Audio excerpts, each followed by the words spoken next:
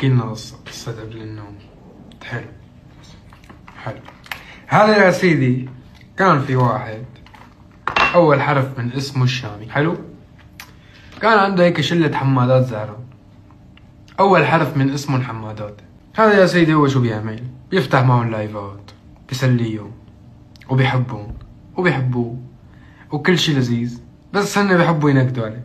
ليه؟ يقولوا لحالهم هذا الزلمة لا له متجوز ولا له خاطب ولا عنده بنت بحياته، ما عنده جرعات نكد يومية، بنعوض له نكد نحن، ما عنده نكد الزلمة، بنعطيه نكد.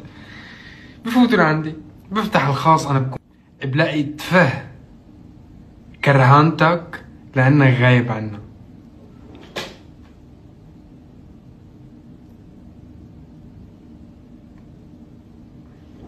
ثواني نتفاهم، مش هيك؟ في غلط؟ واحد بكتب له انه موجودين، فتحنا لايف تايم. لا انا كرهتك